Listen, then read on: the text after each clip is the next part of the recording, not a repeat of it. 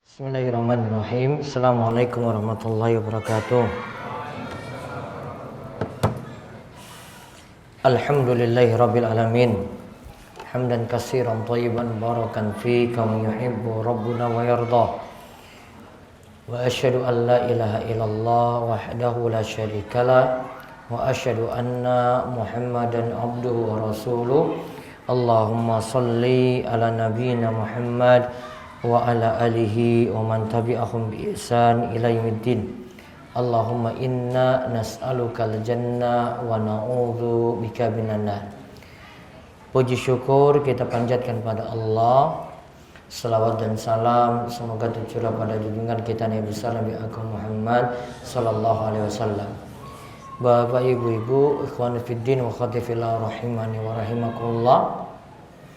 Di kesempatan malam hari ini kita bersyukur pada Allah bisa melanjutkan kembali majelis kita yang rutin setiap Senin sore atau Senin malam ini dengan mengkaji dua kitab, yaitu Umdatul Ahkam karya Syekh Abdul Ghani Al-Maqdisi, dan kali ini kita diselingkan dengan bahasan Bulughul Maram dari karya Imam Ibnu Hajar Al-Asqalani.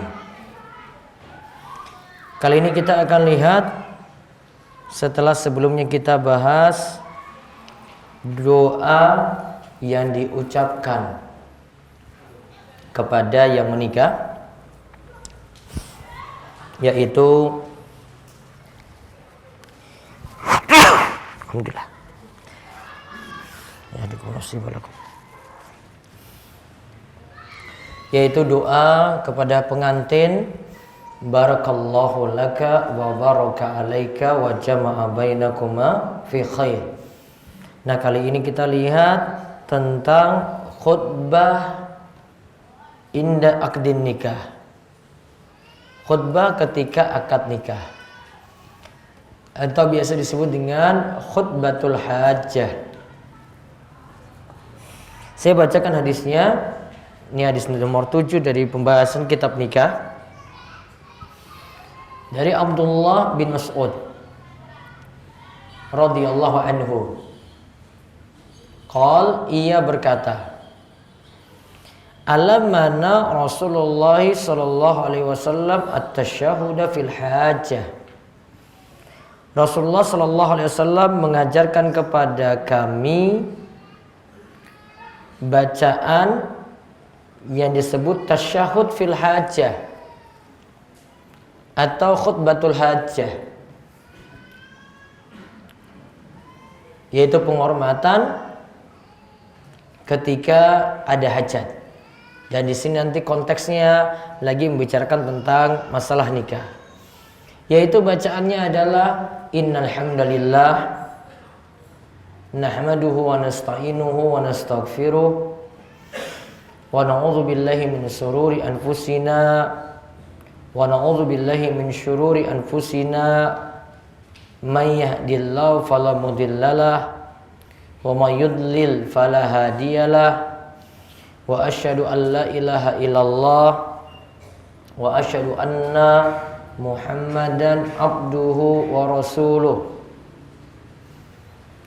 Setelah menyebutkan bacaan tadi, lanjutan hadisnya wa yaqra'u salasa ayatin rawahu Ahmad wal arba'ah wa hasanahu Tirmidzi wal Hakim. Hadis ini diriwayatkan oleh Imam Ahmad, dan yang 4 yaitu kitab Sunan Abu Dawud, Tirmidzi, Ibnu Majah, dan An-Nasa'i. Kemudian hadis ini dihasankan oleh Tirmidzi dan juga oleh Imam Al-Hakim. Kita lihat dulu apa yang dimaksudkan dengan hadis ini sebelum kita lihat faedahnya. Rasulullah SAW itu mengajarkan kepada kami para sahabat, itu para sahabat Nabi SAW, tentang khutbatul hajjah, khutbah yang dibacakan saat akan menikah. Yaitu bacaannya tadi, innal hamdalillah, segala puji bagi Allah. Nahmaduhu, kami memujinya. Wa nasta'inuhu, kami minta pertolongan kepadanya. Wa nastaghfiruh, dan kami mohon ampun kepadanya. Wa na'udzubillah, dan kami meminta perlindungan kepada Allah min syururi anfusina, dari kejelekan diri kami. May yahdihillahu fala mudhillalah, siapa yang Allah beri petunjuk maka tidak ada yang dapat menyesatkannya. Wa may yudlil fala hadiyalah, dan siapa yang disesatkan maka tidak ada yang dapat memberi petunjuk kepadanya. Wa asyhadu an la ilaha illallah, dan aku bersaksi bahwasanya tidak ada sembahan yang berhak disembah selain Allah. Wa asyhadu anna Muhammadan abduhu wa rasuluh, dan aku bersaksi bahwasanya Muhammad itu hamba dan utusan Allah. Lalu setelah itu dibacakan 3 ayat. Nanti 3 ayatnya yang dimaksud akan kita sebutkan. Yang kita bahas di sini adalah khutbatul hajah. Saya terangkan dulu apa yang dimaksudkan dengan kalimat-kalimat tadi. Innal hamdalillah, itu artinya segala puji bagi Allah. Yaitu kita memuji Allah karena Allah memiliki nama dan sifat yang sempurna. Kita mengagungkannya karena kita mencintai Allah dan mengagungkan Allah. Itu maksudnya dari kalimat alhamdulillah. Yaitu kita memuji Allah karena Allah memiliki nama dan sifat yang sempurna. Wa nasta'inuhu. Nasta'inu itu artinya kami minta pertolongan kepadanya.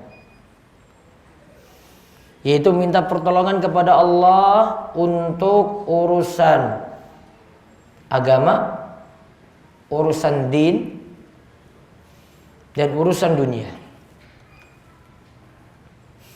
Kemudian wa nastaghfiruhu, apa maksudnya? Kami memohon ampunan kepadanya. Karena boleh jadi dalam kita bersyukur dan memuji Allah tadi ada kekurangan-kekurangan. Maka ucapan istighfar ini untuk menambal kekurangan-kekurangan yang ada. Dan itulah istighfar kenapa kadang dalam ibadah setelah kita rampung dari ibadah, istighfar itu ada. Seperti ketika kita rampung dari sholat, membaca astagfirullah 3 kali. Astagfirullah, astagfirullah, astagfirullah.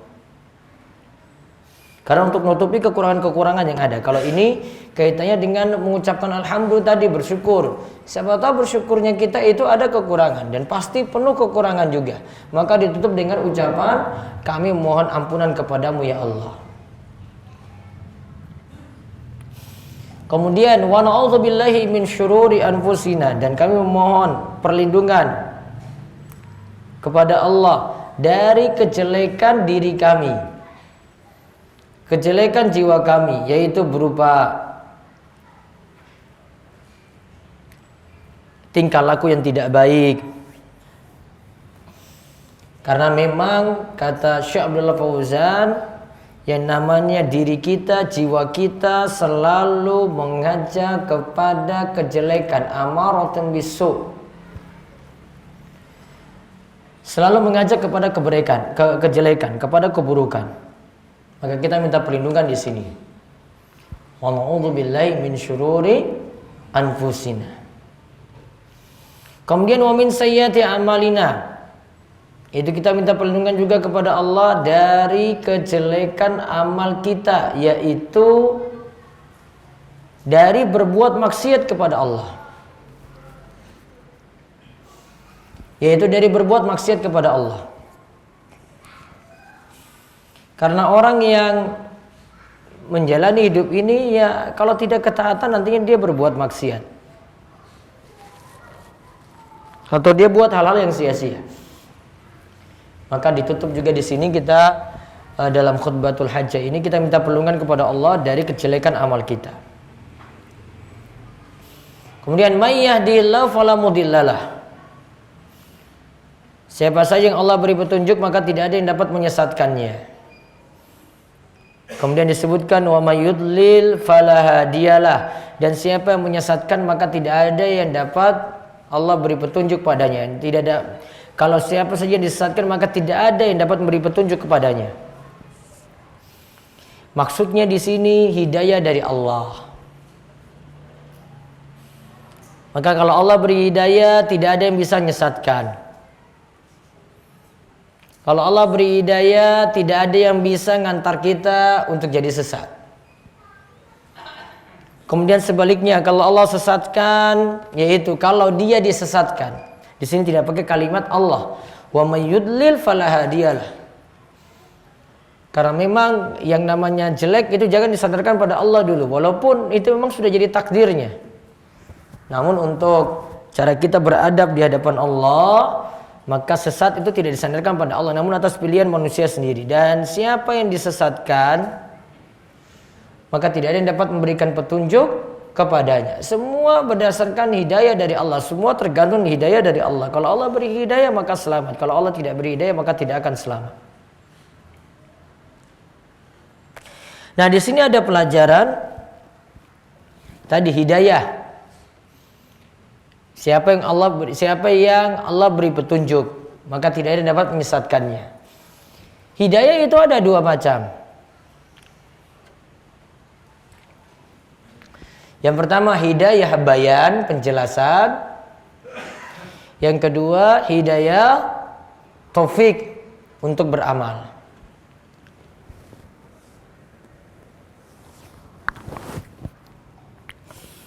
Yang pertama hidayah apa?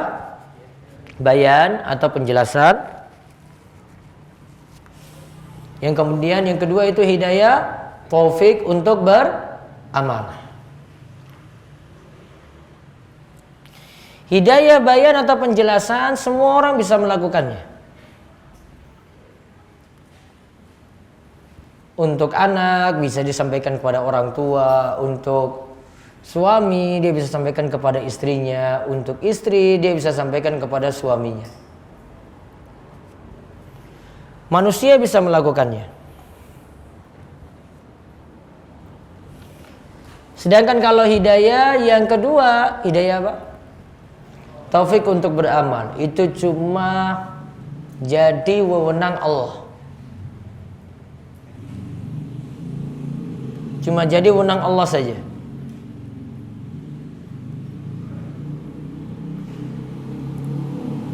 Dan manusia tidak punya wilayah di sini. Manusia wilayahnya cuma yang pertama saja, hidayah bayan. Sedangkan kalau yang kedua, hidayah taufik untuk beramal mutlak milik Allah. Ini seperti yang Allah katakan kepada Nabi Muhammad, innaka latahdi man ahbabta. Engkau tidak bisa memberi petunjuk kepada orang yang engkau cintai. Maksudnya apa? Paman Nabi SAW Abu Thalib tidak bisa beliau membuat pamannya ini masuk Islam kecuali kalau Allah kehendaki. Dan ketika itu dia ajak terus pamannya masuk Islam, namun Allah berkehendak berbeda. Maka akhirnya Abu Thalib mati dalam keadaan berada di atas ajaran Abdul Muthalib. Nabi beritahu enggak? Nabi ada hidayah bayan enggak? Penjelasan enggak? Ada. Namun taufik, Allah punya wewenang di sini. Nabi SAW tidak bisa berbuat hal ini. Nabi saja tidak bisa memberikan hidayah taufik kepada pamannya, apalagi kita. Kita hanya bisa memberikan penjelasan saja. Termasuk Nabi Muhammad SAW. Namun kalau hidayah itu mutlak, untuk berubah, untuk beramal, itu hanya wewenang Allah Subhanahu wa Ta'ala. Sama, kita dakwah yang lainnya gitu. Tugasnya menyampaikan saja. Wa ma 'alaina illal balaghul mubin. Tugas kita cuma menyampaikan saja. Mau berubah, hak mutlak dari Allah. Ada yang beritahu berulang kali, enggak berubah-berubah juga. Bisa juga jadi pada teman sendiri atau bahkan keluarga sendiri juga tidak berubah-berubah. Allah belum berikan hidayah. Allah belum berikan hidayah. Maka hidayah itu hak mutlak milik Allah Subhanahu wa taala. Kemudian disebutkan lagi dalam kalimat selanjutnya, wa asyhadu alla ilaha illallah, dan aku bersaksi bahwasanya tidak ada sembahan yang berhak disembah selain Allah, wa asyhadu anna Muhammadar Rasulullah, dan aku bersaksi bahwasanya Muhammad abduhu wa rasuluh. Muhammad itu adalah hamba Allah dan utusan Allah. Kalau kalimat syahadat ini tidak pakai nasyhadu, namun pakai asyhadu. Padahal tadi kalimat sebelumnya innal hamdalillah, nahmaduhu, pakai nun di depannya, nahmaduhu wa nasta'inuhu wa nastaghfiruh wa na'udzubillahi min syururi anfusina, semuanya pakai nun. Apa bedanya? Kok yang di situ pakai nun, di sini pakai pakai asyhadu. Kalau asyhadu itu berarti cuma tunggal, aku bersaksi. Sedangkan kalau nahmaduhu wa nasta'inuhu wa nastaghfiruhu wa na'udzu, nah itu semua pakai kami.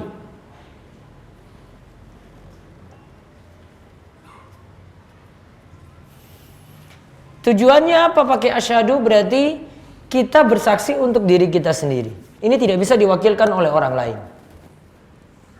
Ya, ini tidak bisa diwakilkan oleh orang lain. Dan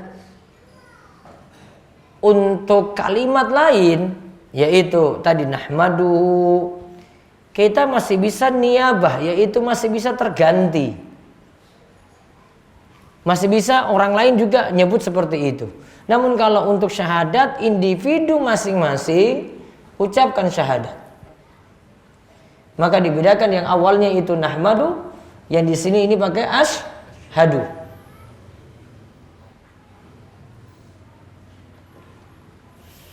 Kemudian disebutkan, dan setelah baca khutbatul hajah, ingat ya, khutbatul hajah ini biasanya kalau mau akad nikah, sebelum akad nikah itu berlangsung, sebelum ijab qabul berlangsung, nanti disuruh ada yang baca khutbatul hajah. Khutbatul hajah bagaimana?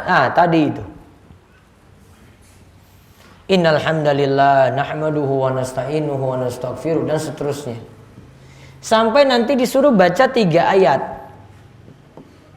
3 ayatnya apa? Catat nih ayatnya. Di hadis tidak diberikan keterangan.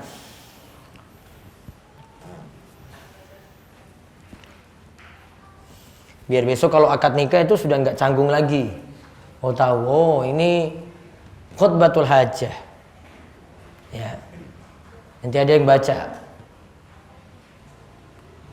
Yaitu ayat yang pertama, Ali Imran ayat 102.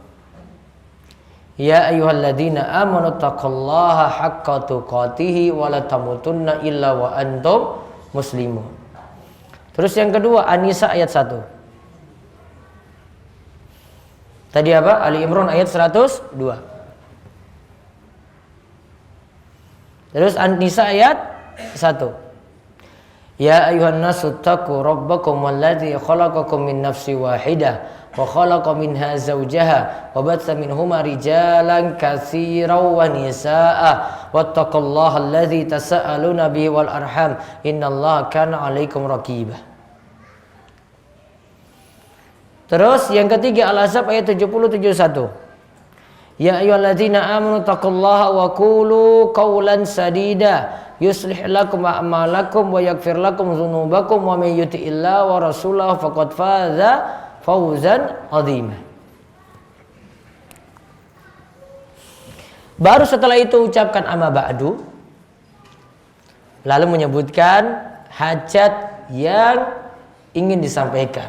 Yaitu kalau ini kaitannya dengan khutbah nikah, berarti setelah itu masuk pada akad. Jadi ayatnya coba diulang, Ali Imran 102, terus An-Nisa ayat 1, terus Al-Ahzab 70-71.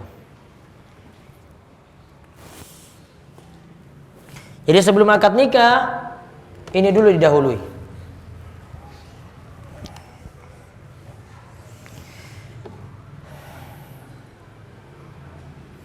Baru nanti ijab qabul itu berlangsung.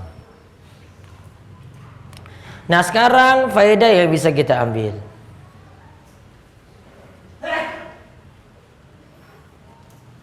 Sebelum akad nikah dianjurkan membaca khutbatul hajah.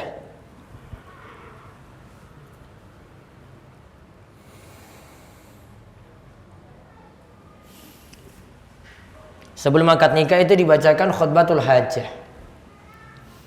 Dan ini sebenarnya untuk menyelisihi.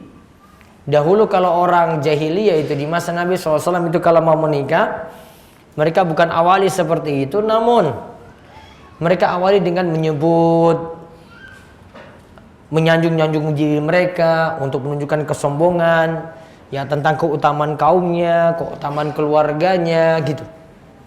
Maka ketika Nabi SAW bawa syariat, ya terutama untuk menikah tadi, beliau bawa dengan syariat ini dulu,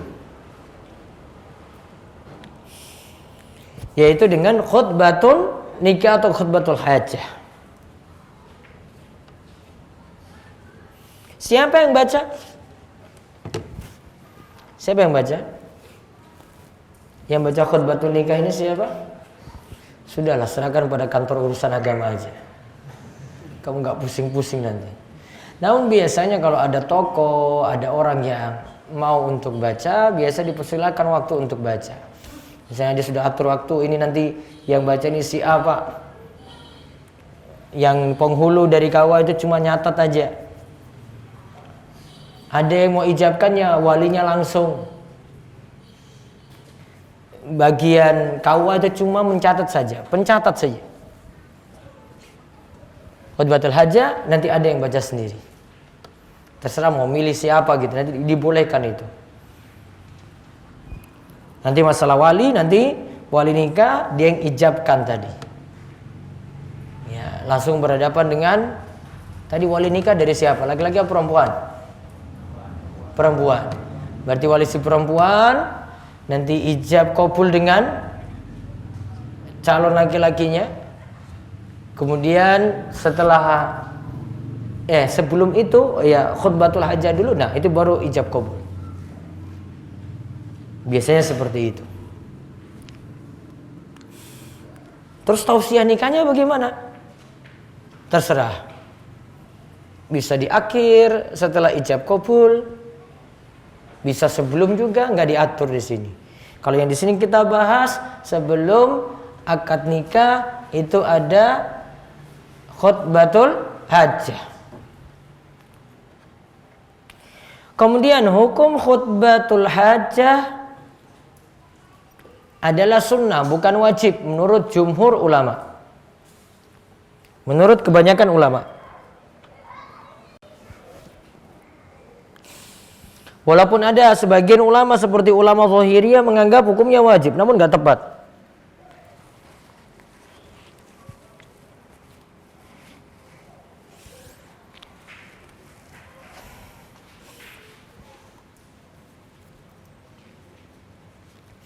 Jadi itu hukumnya sunnah. Terus faedah yang lainnya lagi, khutbatul hajah tadi tidak hanya khusus untuk akad nikah.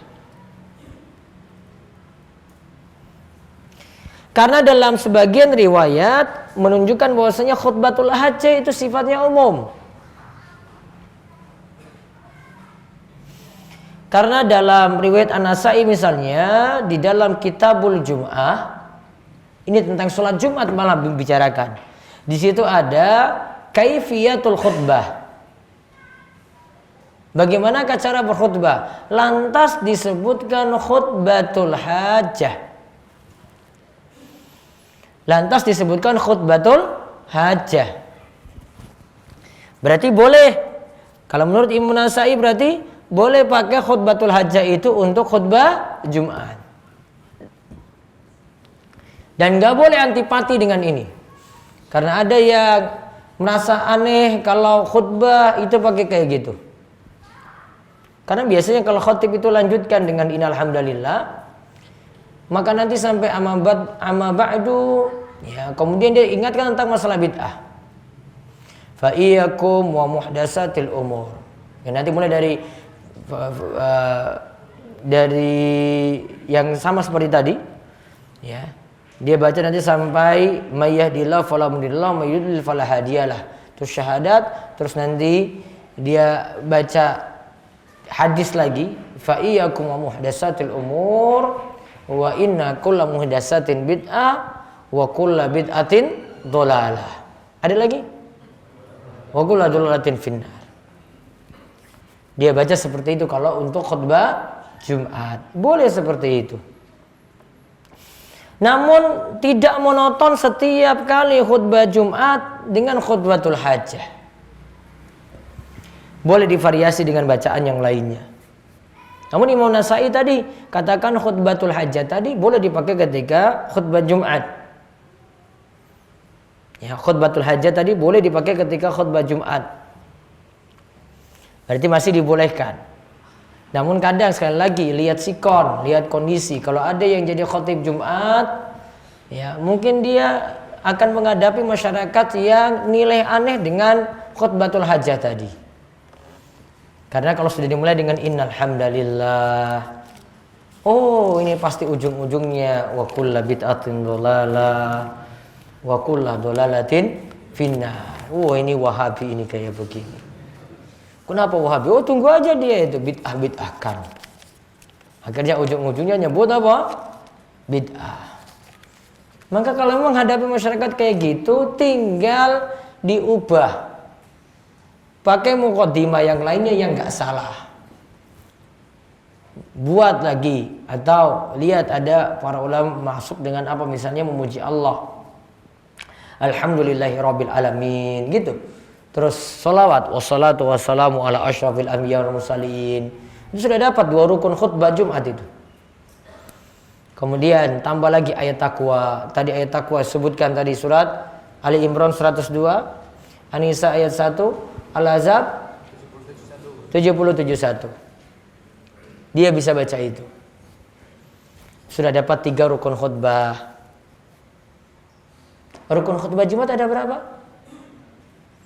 Rukun khutbah Jumat ada berapa? Iya mas. Apa rukun khutbah Jumat? Pernah jadi khotib nggak? Nggak berani? Gimana mau nikah kamu? Ada berapa rukun khutbah Jumat? Ya mas. 4 atau 6? 5. Catat. Antum pelajari ini dulu sebelum nikah itu. Harus jadi khotib Jumat dulu kayaknya. Gimana kalau nggak khotib Jumat nggak bisa, ngomong depan orang nggak bisa, gimana mau depan calon mertua? Mau ngomong gimana coba? Itu saya sudah nggak bisa. 1. Membaca pujian kepada Allah. 2. Membaca sholawat. 3. Wasiat takwa. 3. Wasiat takwa.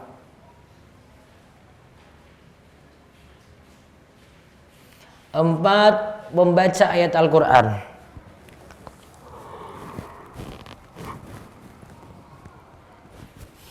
5. Berdoa.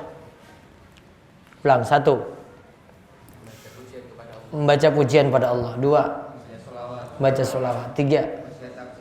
Wasiat takwa. 4. Baca ayat Al-Quran. 5. Doa. Nomor 1 sampai 3 itu harus ada di 2 khutbah.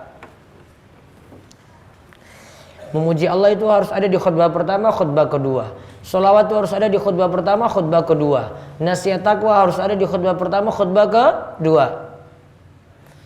Antum gak penuhi ini, ada yang paham kayak gini, dia protes antum itu. Pak, itu tadi khutbah Jumatnya gak ada nasihat takwa. Ini khutbah apaan ini?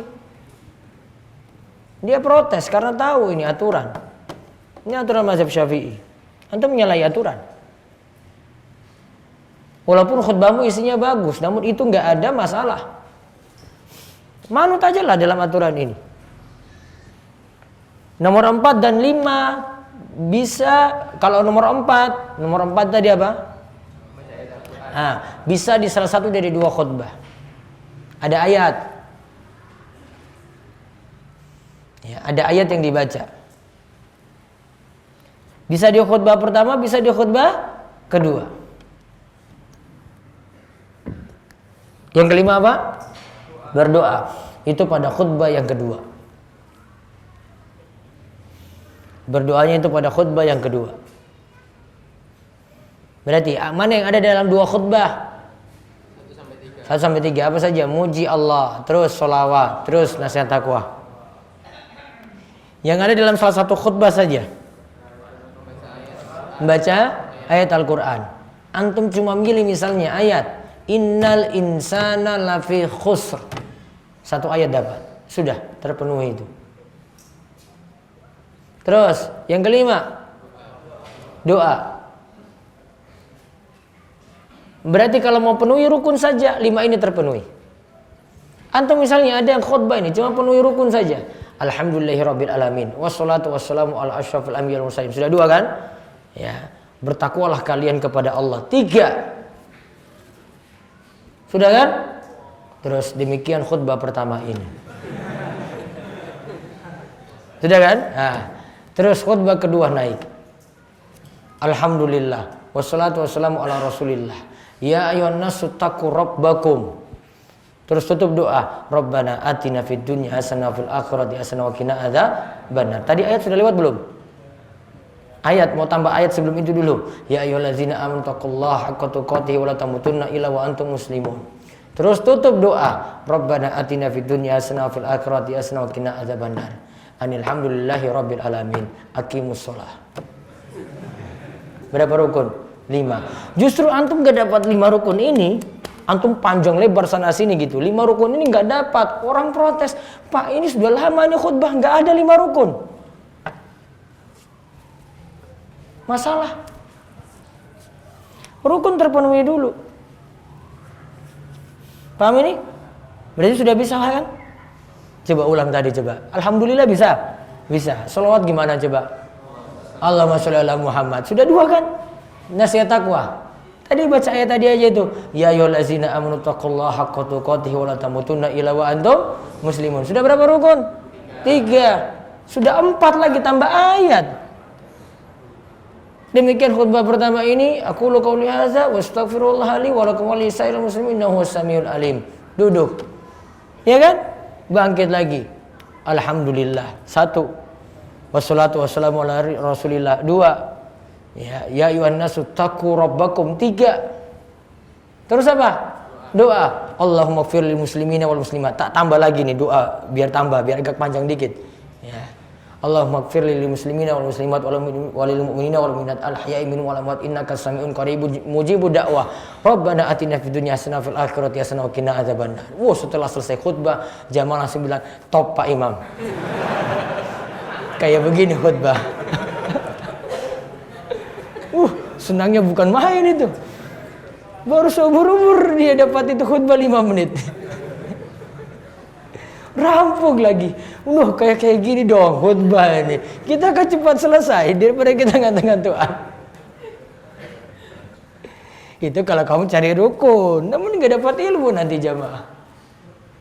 Kenapa sih saya terangkan rukun? Ya, rukun tadi itu penting sekali. Ya, ulama Syafi'i punya alasan-alasan tersendiri kenapa ini masukin rukun, ini masukin sunnah, itu ada bahasannya. Namun harus ada rukun tadi. Ya, untuk 5 hal tadi itu dalam mazhab Syafi'i. Taib, sampai mana tadi coba? 5 rukun sebelumnya apa? Khutbatul hajah. Khutbatul hajah berarti boleh digunakan saat akad nikah, bisa juga ketika khutbah Jumat. Namun kita bisa ganti dengan khutbah yang lainnya, muqaddimah khutbah yang lainnya. Yang penting ketika itu kalau ini khutbah Jumat, nah terpenuhi rukun-rukun tadi.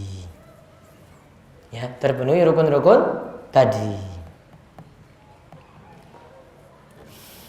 Nah, terus kalau kita lihat dari faedah ini,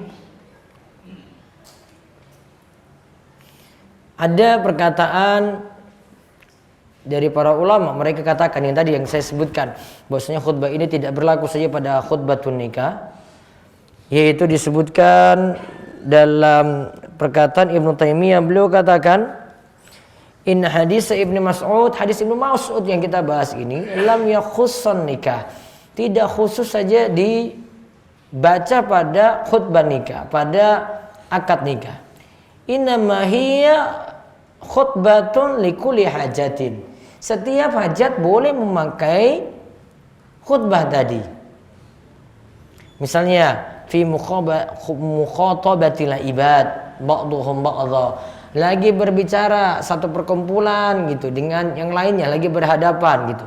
Misalnya lagi rapat apa misalnya, resmi sekali itu kalau pakai ini. Innalhamdulillah gitu, masuk kayak gitu ya. Ya bisa saja, di sini kata beliau bisa. Wa nikah min jumlati dzalika. Pernikahan juga masuk di situ. Karena kita mesti memperhatikan sunnah, kata beliau, sunnah syariah seperti baik berupa perkataan maupun perbuatan. Baik itu dalam masalah ibadah, baik itu dalam masalah adat maupun dalam masalah ibadah. Dan itulah jalan yang lurus, yang lebih sempurna, kata beliau. Intinya di sini maksud beliau adalah untuk perkara apapun juga, yang penting itu ada hajat-hajat penting, boleh kita memakai khutbah nikah tadi. Nah, kemudian sekarang kita lihat lagi hadis yang berikutnya. Dari Jabir radhiyallahu anhu, ia berkata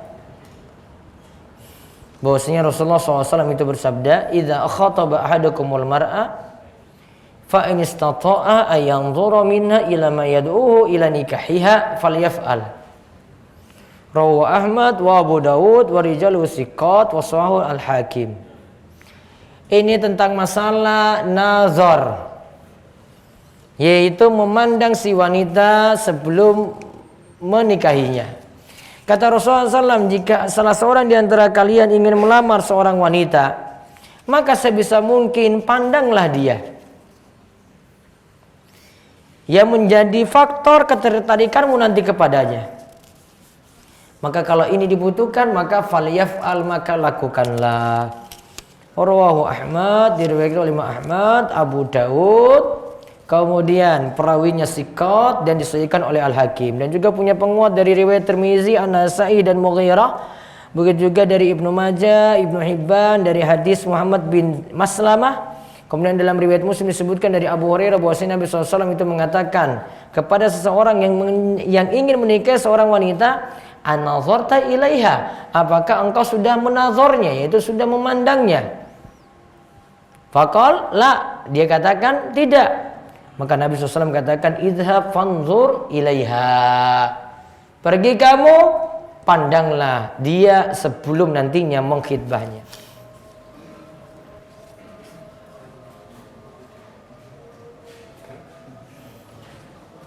Baik, bagian akhwat tidak dapat mendengarkan dengan jelas dikarenakan mic yang kurang jelas. Insya Allah nanti diperbaiki.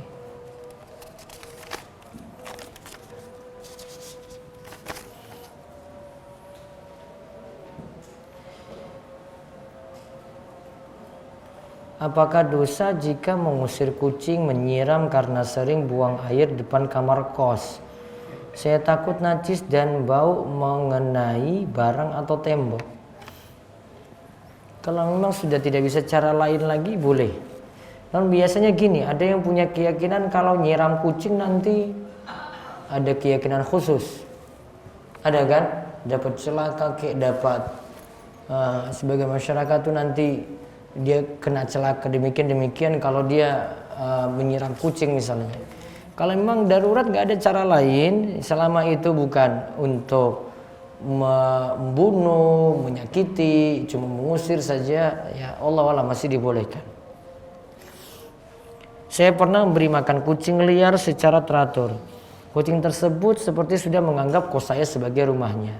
Namun saya takut jika saya pulang kampung kucing tersebut kelaparan karena sudah ketergantungan dengan saya. Lalu saya stop pemberian makan agar kucing tersebut kembali liar dan saya coba untuk mengusirnya. Apakah tindakan saya itu tepat? Kebetulan niat saya hanya ingin beramal, tapi saya takut kucing tersebut ketergantungan. Saya juga tidak berniat melihara karena memang dilarang orang tua. Stop beri makan lagi, maka sudah, nanti dia akan cari makan sendiri. Kucing itu kalau dibiarin pun aman-aman saja, nyantai aja dia. Karena nanti dia dapat makanan juga, ada tulang yang berserakan dia makan, ada makanan-makanan sisa juga dia makan. Nggak pelihara dia juga nggak masalah. Ya, nggak sampai dia khawatir mati juga nggak. Sudah diatur rezekinya juga bagaimana. Kucing kayak gitu. Saat khutbah kedua saat doa, apakah makmum ikut mengangkat tangan, menunjuk ke tangan ke atas, ya, lalu melafazkan aminnya di akhir doa atau bagaimana? Aminnya nanti cukup lirih. Imam nanti baca doa dengan menunjuk jari seperti ini. Kalau makmum tidak angkat tangan lebih baik. Wallahu a'lam. Orang tua saya memiliki kontrakan ruko. Ada calon pembeli ingin menyewanya untuk berjualan mie. Orang tua saya takut jika sang penyewa menjual makanan atau minuman yang haram seperti babi. Ya, apa jalan terbaik yang harus orang tua dan saya lakukan? Kalau ada yang menyewa atau membeli ruko tadi misalnya yang muslim itu lebih baik, sehingga tidak banyak kekhawatiran. Kalau muslim ya dikhawatirkan seperti tadi. Maka saran saya cari yang muslim saja untuk menyewa atau membelinya. Bagaimana hukumnya mendatangi acara tahun baru yang diselenggarakan di desa? Mohon penjelasannya. Kalau untuk nunggu pergantian tahun sampai foya-foya, ya tidak diperkenankan sama sekali. Ya, kalau dia lakukan kegiatan normal saja, misalnya pas malam itu ya ada pengajiannya, pengajian biasa gitu. Bukan maksudnya untuk memperingati, boleh. Ya, namun kalau untuk memperingati nunggu sampai jam 12 malam pergantian tahun, ya dalam ajaran Islam tidak diajarkan kayak begitu. Jika rukun khutbah tidak terpenuhi, apa kewajiban bagi pengkhutbah atau khatib dan orang yang paham jika kejadian tersebut sudah terjadi? Sebenarnya ini saya cuma sebutkan tadi dalam mazhab Syafi'i, dalam mazhab yang lain tidak syaratkan 5 tadi. Yang penting nasihat disampaikan aja sudah. Walaupun nanti tidak ada ayat yang disebut, yang penting ada nasihat. Dia cuma sebutkan hadis misalnya, sudah sah, tinggal ada nasihat. Namun ingat, kita harus tahu aturan di negeri kita itu bagaimana. Di negeri kita itu fanatik sekali dengan mazhab Syafi'i, sehingga kalau antum tidak memenuhi seperti itu kena masalah. Maka jangan cari-cari masalah kalau lagi menyampaikan khutbah, ikuti saja aturan yang ada. Apakah khutbah hajah bisa dipakai di muqaddimah ceramah sholat tarawih? Bisa. Namun ingat, ceramah sholat tarawih itu singkat. Maka kalau pakai khutbatul hajah terlalu panjang sekali. Orang nunggu terlalu lama. Dipersingkat lagi muqaddimahnya. Nggak monoton seperti itu. Maka ganti. Alhamdulillah. Wassalatu wassalamu ala rasulullah. Inti dari ceramah apa sudah.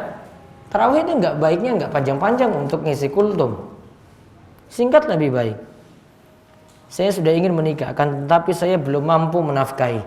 Saya sudah menyibukkan dengan menghadiri majelis ilmu tiap hari dan puasa sunnah, tetapi tetap ingin menikah. Ya sudah, cari nafkah. Susahnya apa tuh? Cari, ada bisnis, bangun, kayak yang penting sudah punya nafkah dulu lah, baru siap tanggung jawab pada perempuan. Biasa perempuan itu cuma mikir itu saja. Kamu sanggup nafkahi enggak? Mertuanya juga, calon mertua juga mikir itu. Kamu sanggup nafkahi enggak? Itu aja. Gak bisa kamu cuma modal aja, saya suka sama anak bapak, saya cintai anak bapak. Iya, bapaknya jawab, kamu kasih makan dengan cinta. Gak mungkin kan. Saya dahulu seorang atlet bela diri dan sering mengikuti pertandingan. Apakah saya termasuk zalim dikarenakan saya selalu menendang perut dan kepala orang? Ya, mudah-mudahan bisa ditinggalkan sekarang, pensiun aja lah sekarang. Ya, yang kayak begitu yang rawan, nanti menyakiti orang, nanti ada yang punya masalah dengan perutnya, kepalanya, dikhawatirkan seperti itu. Ustaz, saya dulu pernah merampok, mencuri. Ya, saya sudah juga sering pada saat merampok, saya sering melukai korban. Tetapi saya sudah bertobat. Dengan bertobat sebenar-benarnya, apakah saya kelak di hari kiamat menjadi orang yang pailit?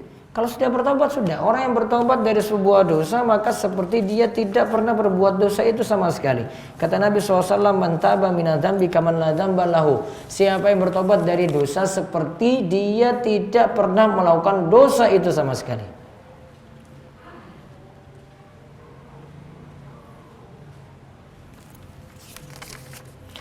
Bolehkah saf laki-laki sejajar dengan saf perempuan? Baiknya tidak sejajar. Saf laki-laki depan, saf perempuan itu belakang. Pada saat khutbah Jumat, bolehkah kami isi tentang pemilihan presiden? Kalau saya nggak pernah. Sampai saat ini nggak ada isi khutbah saya kayak begitu. Khutbah saya bisa lihat di website rumahso.com, semua tentang materi-materi penting. Nggak mau ikut-ikut campur, biar tenang aja, jamaahnya tenang, yang ngisi juga tenang, yang ngisi juga nggak kena bully, jamaah juga nggak kena bully, gampang. Jamaah lebih penting kan apa coba? Sholat aja masih belum beres, wudhu saja masih belum benar, tayamum saja nggak tahu. Apa nggak ada hal yang lebih penting daripada itu coba? Ini ibadah keseharian ini. Momen ini cuma momen 17 April 2019. Momen itu sudah lewat, ya sudah selesai. Sedangkan wudhu, sholat, tayamum berulang tiap hari. Ini kok nggak paham-paham. Khotib Jumat paling mungkin sekali nyampaikan ketika itu. Nggak ada pilihan lain lagi coba. Dia mau nyampaikan pada yang lain. Wong ini aja dengar pengajian, dia cuma dengar, mau dengar. Pas khutbah Jumat yang mumpung sampaikan kayak begitu. Dan khotib-khotib kita punya kekurangan. Nggak pernah ada yang mau bahas tentang masalah sholat, masalah wudhu, masalah tayamum. Nggak pernah itu antum dengar itu ada bahas kayak begitu. Padahal keseharian dilakukan. Kekurangan kayak begitu. Penting, itu lebih penting. Tentang masalah tauhid, tentang masalah syirik lebih penting lagi. Masa nggak ada yang nyampaikan setiap kali khutbah berulang terus, ya minimal 48 kali lah dalam 1 tahun itu, nggak ada yang ulang-ulang kayak gitu. Apa manfaatnya? Ya, khutbah kayak nggak ada materi lain gitu loh. Ulang lagi terus gini. Memang kalau nggak ada materi ya terserah dia. Saya materi masih panjang sekali loh materi khutbah Jumat itu. Sampai saya buat berseri itu kalau khutbah Jumat. Sekarang wudhu. Wudhu bahas apa lagi besok? Masih sunnah wudhu. Ya, tayamum, bahas tayamum lagi. Mandi junub. Wah, ada aja yang belum tahu mandi junub. Padahal mungkin tiap minggu junubnya berapa kali coba. Nah, itu coba lihat. Musibah. Masih dia nggak tahu mandi junub. Padahal mau dipakai untuk pergi sholat Jumat. Pergi sholat 5 waktu. Dosa nggak dia? Dosa. Nggak, antum nggak bahas ini, jamaah nggak dosa ini. Nggak ada masalah, nggak ada pengaruh. Jamaah itu sudah pada baik, sudah tahu nanti bagaimana memilih pemimpin yang baik, sudah gampang. Yang penting ini dulu, perbaiki dulu akidah, imannya, ibadahnya, sudah selesai. Gak terus banyak-banyak ini. Antum bilang saya nggak mau bahas masalah politik. Iya, saya nggak pernah mau bahas masalah kayak gitu. Nggak urgent, nggak penting. Saya mau tanya doa sesudah wudhu, doa setelah sholat duha, dan doa iftitah wajib. Tolong dibacakan 3 kali biar jelas. Doa sudah wudhu panjang. Doa sesudah duha itu Allahumma gfirli wa tub alayya innaka antat tawwabur rahim. Allahumma gfirli wa tub alayya innaka antat tawwabur rahim. Dibilang 3 kali. Allahumma gfirli wa tub alayya innaka antat tawwabur rahim. Ini dibaca 100 kali. Hadisnya diriwayatkan oleh Imam Bukhari dalam Adabul Mufrad. Doa iftitah. Ini mau ulang lagi, panjang lagi. Ya wes, yang singkat dulu itu nanti. Coba nanti saya ada waktu saya tuliskan ini. Saya sudah punya catatan ini sebenarnya. Saya buat di lembaran kecil. Nanti coba saya bisa bawa lembaran-lembaran itu nanti kalau ada yang nanya tadi. Bagaimana hukum kita mengendarai motor 2 tak yang berasap? Nah, apakah ini termasuk zalim terhadap orang lain? Iya, saya baru tahu juga ya. Zolimi orang lain gak ini? Hah? Asapnya. Dia gak ada pilihan motor lain. Kamu juga gak mau belikan dia motor. Bisa susah jawab kan? Motornya itu coba. Mau aktivitas itu juga. Berarti orang yang di belakang tahu kalau itu 2 tak ya jangan di belakangnya lah. Gitu aja solusinya. Mau kasih solusi apa lagi coba ini? Ya? Mau kasih solusi apa nih motor 2 tak kayak gini? Pemerintah larang nggak kayak motor 2 tak kayak gitu? Larang nggak? STNK-nya masih ada kan? Masih ada, ya sudah. Gimana lagi, secara regulasi masih dibolehkan. Kalau poligami apakah ada khutbatul hajah? Kalau dia nikah ya ada. Cari masalah aja nih. Tolong beri kami nasihat menjelang tahun baru. Kalau tahun baru, nanti Nanti masjid ini nanti ada acara tanggal 31 itu hari Senin kan. Nah, itu ada kajian. Antum hadiri kajian aja, setelah kajian nggak ada kegiatan apa-apa, tidur aja kalau gitu, sudah selesai. Ya. Biar nggak ikut euforia di malam hari itu gitu. Nggak ikutan foya-foya gitu. Nanti ada tanggal 31 sini masih ada. Ya, disuruh ngaji sama Pak Zainuddin itu. Nanti mau dibuat besar, nanti tunggu pengumumannya saja insyaallah. Judulnya tentang ini aja lah, orang-orang yang menjomblo-jomblo aja itu biar banyak yang datang. Karena yang menjomblo-jomblo itu yang mau merayakan tahun baru. Apakah ada anjuran agar makan tidak tergesa-gesa? Karena saya sering melihat orang saat berbuka makan dengan cepat karena takut sudah iqomat.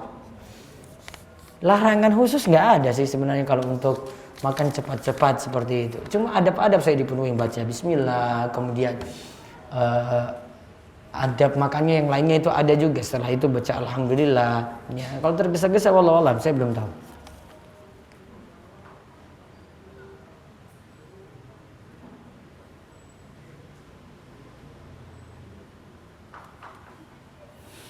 Ini orang minta doa untuk menyelesaikan tugas akhir. Disuruh dari 10 Desember sampai 1 bulan dari waktu yang telah diberikan untuk perbaikan.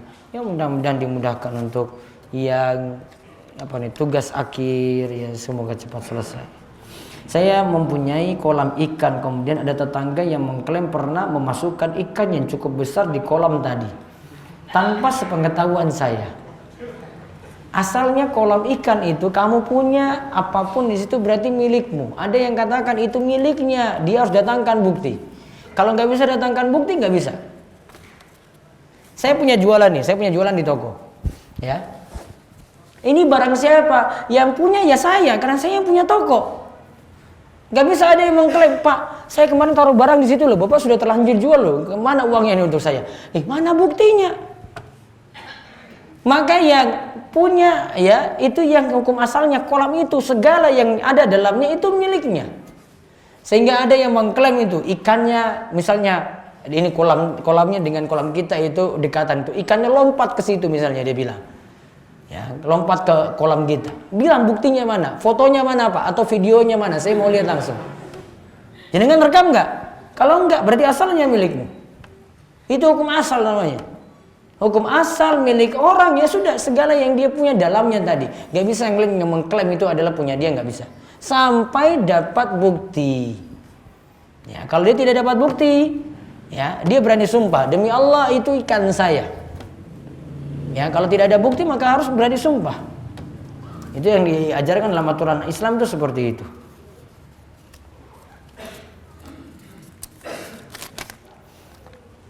Saya berjualan online, saya tidak punya barang. Kemudian saya kerjasama dengan produsen. Saat saya jual, harga saya naikkan untuk mengambil untung. Saya pernah membaca hadis larangan menjual yang belum diterima. Kalau ini antum naikkan harga barang sendiri untuk mengambil untung di situ, harus seizin produsen juga. Karena antum lagi jual barang dia, sedangkan barang tidak mampu di tempat antum. Berarti kalau jadi calo mau naikkan harga ini sepengetahuan produsen. Baru nanti antum posisinya jadi calo. Jadi calo. Kalau enggak, kalau ini tidak terpenuhi kamu naikkan sendiri, jadi menjual barang yang bukan kamu miliki sampai barang tersebut pindah di tempatmu baru kamu boleh menjualnya.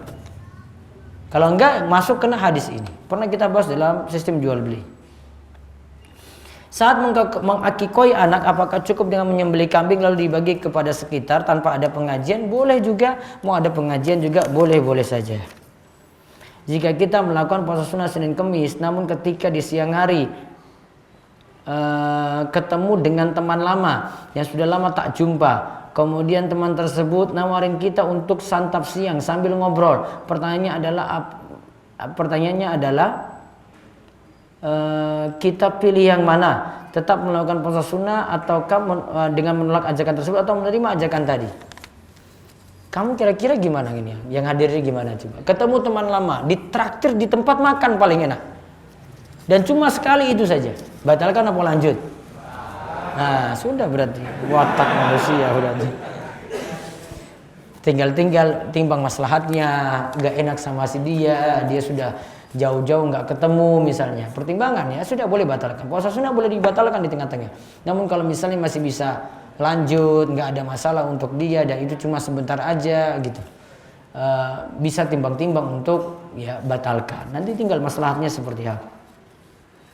Saya adalah orang yang berangan-angan atau berkeinginan untuk berbenah dalam agama. Saya sebelum ini sholatnya masih bolong-bolong. Ya mudah-mudahan dapat hidayah supaya sholatnya lebih tertib lagi, tidak bolong-bolong. Apakah tidak pakai khutbatul hajjah boleh sebelum nikah? KUA tidak bolehin kamu. Mau resminya ya KUA tadi kan? KUA itu harus dengan khutbatul hajjah tadi. Maka ada yang baca itu. Ini aturan. Dan ini sesuai dengan hadis tadi, masih dibolehkan. Hadisnya ada. Bagaimana sikap kita ketika kita tahu yang akan jadi imam tidak fasih bacaan Al-Fatihah? Apakah kita tetap jadi makmumnya atau lebih baik sholat sendiri? Timbang-timbang kalau memang tidak ada pilihan lain kecuali imam tersebut. Dan ini memang kesalahan fatal yang berubah makna misalnya. Yang kesalahan fatal berubah makna, maka tidak bermakmum di belakangnya tidak apa-apa. Nanti sholat sendiri atau cari masjid lain.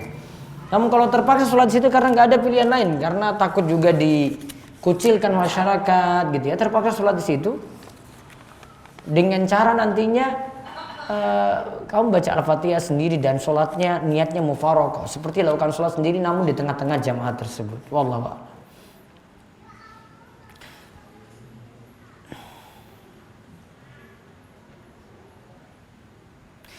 Bolehkah mandi dengan anak masih balita 1 tahun? Apabila boleh, batas maksimal usia anak boleh mandi bersama berapa tahun? Kalau anak itu sudah tahu aurat, baiknya itu tidak mandi bersama. Namun kalau belum tahu aurat masih boleh-boleh saja. Wallahu a'lam bishawab. Itu yang kita kaji untuk kesempatan kali ini. Mudah-mudahan bermanfaat dan insyaallah kita ketemu lagi masih tanggal 24 dan tanggal 31 biiznillah. Tanggal 31 nantinya tabligh akbar, nanti akan diumumkan selanjutnya. Demikian, mudah-mudahan bermanfaat dan Allah berikan kita taufik dan istiqomah dalam ilmu dan amal. Sekali lagi pekan depan masih bahas bulughul maram. Kita tutup kalian doa kafaratul majelis. Subhanakallahumma wa bihamdika asyhadu an la ilaha illa anta astaghfiruka wa atubu ilaik. Assalamualaikum warahmatullahi wabarakatuh.